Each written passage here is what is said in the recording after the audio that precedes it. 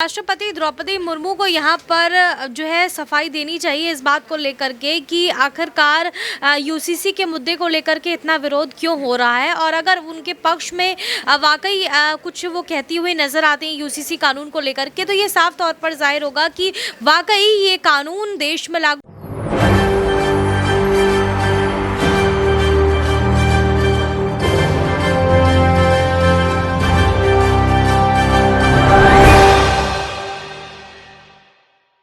UCC यानी कि uniform civil code, समानता का अधिकार और यूनिफॉर्म सिविल कोड को लेकर पूरे देश में चर्चा हो रही है।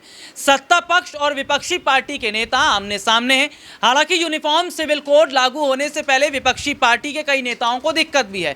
यह कहा जा रहा है कि यूनिफॉर्म सिविल कोड अगर लागू हो जाएगा तो एक धर्म समुदाय खतरे में है। लेकिन सवाल तो यही है कि क्या यूनिफॉर्म सिविल कोड लागू होने से पहले जो धर्म के ठेकेदार हैं वो इस तरीके की बातें इसलिए कर रहे हैं क्योंकि हिंदू मुसलमान करके ये चुनाव में अपनी राजनीतिक रोटी सेकने का काम करते हैं, जिनमें असदुद्दीन ओवैसी का जिक्र कर लेते हैं, महबूबा मुफ्ती का जिक्र कर लेते हैं। ऐसे बहुत सारे हैं, बहुत सारे ऐसे नेता हैं जो यूनिफॉर्म सिविल कोड को लेकर जनता के बीच में गलत जानकारियां पहुंचा रहे हैं। हमारे देश के प्रधानमंत्री नरेंद्र मोदी, जिन्होंने हाल ही में एक रैली की, रैली के दौरान यूनिफॉर्म सिविल कोड का मतलब भी जनता को बताया और यह भी बताया कि यूनिफॉर्म सिविल कोड किसी एक धर्म को लेकर नहीं है, एक समुदाय को लेकर नहीं है। यूनिफॉर्म सिविल कोड अगर लागू होगा तो एक कानून, एक अधिकार के तहत सब इसमें शामिल होते नजर आएंगे। तो सवाल तो यही है कि यूनिफॉर्म सिविल कोड पर सत्ता पक्ष कह रहा है, अपनी बात रख रहा है, विपक्षी पार्टियां अपनी बात रख रही हैं। देश की जनता की बात कर लेते हैं।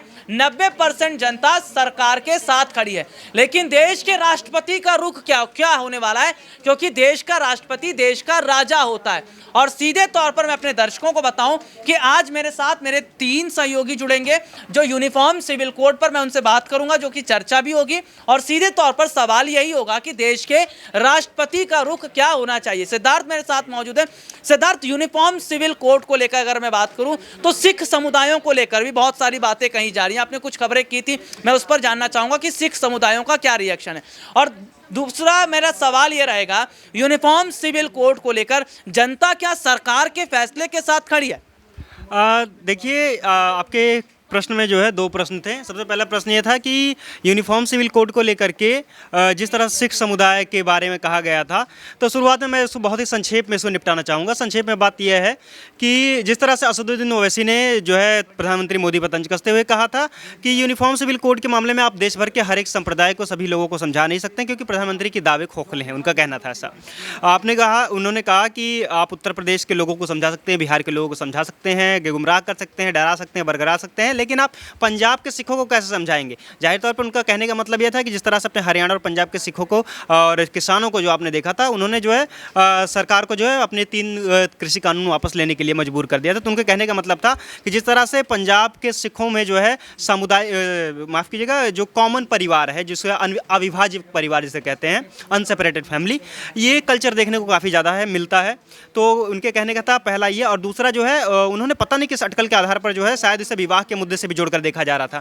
अब विवाह के मुद्दे से जब जोड़कर देखा जा रहा था तो इस बारे में जो है साफ हो गया, नीति आयोग ने जो है अब उसका फ्रेमवर्क तैयार कर लिया इस पूरे मामले का, और यह साफ हो गया कि ना तो उनके विवाह के मुद्दे पर किसी तरह से अड़चन आने वाली है और ना ही एक कॉमन परिवार के ऊपर किसी तरह से अड़चन आने वाली है। मेरा एक सवाल रहेगा, मानसून सत्र जो शुरू होने वाला है, उस मानसून सत्र में क्या विपक्ष का जो समर्थन है वो यूसीसी को मिलता नजर आएगा, या फिर 24 के चुनाव से पहले संसद में इसी तरीके से हम हंगामा देखते रहेंगे और यूसीसी लागू ही नहीं हो पाएगा? देखिए, विपक्ष की अगर बात करें तो विपक्षी दल के नेता तो यह बात साफ चाहेंगे कि यह कानून लागू ना हो, लेकिन इसमें से कुछ गिने चुने नेता ऐसे भी हैं, या मैं कह सकता हूं कि इन नेताओं की संख्या काफ़ी अधिक है, जो चाहते हैं कि देश में यूनिफॉर्म सिविल कोड लागू हो। लेकिन आपने यह प्रश्न बहुत ही अच्छा पूछा था। मुझे इस बात को लेकर के यह समझ में आया कि जिस तरह से आपने देखा कि चाहे माफ़ कीजिएगा, जिस तरह से मायावती हों या अन्य नेता हों, कई सारे नेताओं ने कहा कि यह नियम बहुत ही ज़रूरी है देश के लिए। यहाँ तक कि उद्धव ठाकरे ने भी कहा यह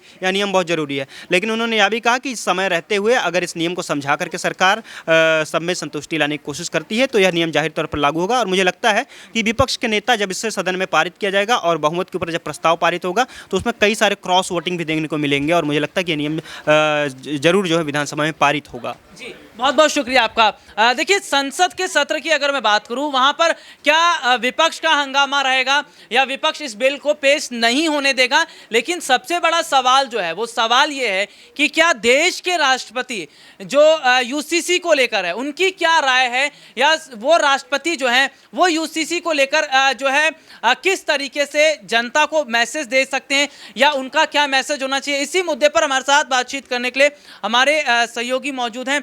नाज़मीन, यूसीसी को लेकर हम देख रहे हैं कि पूरे देश में जिस तरीके से विवाद हुआ है, विपक्ष के नेता कुछ और कह रहे हैं, देश के प्रधानमंत्री नरेंद्र मोदी यूसीसी के बारे में बता चुके हैं, लेकिन देश के राष्ट्रपति का क्या रुख है इस पर, और देश के राष्ट्रपति का अगर इस पर रुख स्टैंड साफ हो जाता है तो क्या माना जाए कि यूसीसी जो है फिर वो लागू हो सकता है? जी देखिए, अभी इस पर राष्ट्रपति का कोई भी बयान सामने नहीं आया है, ना ही उन्होंने ये जाहिर किया है, लेकिन जिस तरीके से ये मुद्दा उठता हुआ नजर आ रहा है यूनिफॉर्म सिविल कोड का, सीधे तौर पर समान नागरिकता की बात कही जा रही है। तमाम विपक्ष इसका समर्थन भी कर रहा है और खुद इस बिल को पास करने के बाद उपराष्ट्रपति भी करते हुए नजर आते हैं। जगदीप धनखड़ कहते हैं कि अभी समय आ गया है कि पूरे देश में लागू होना चाहिए।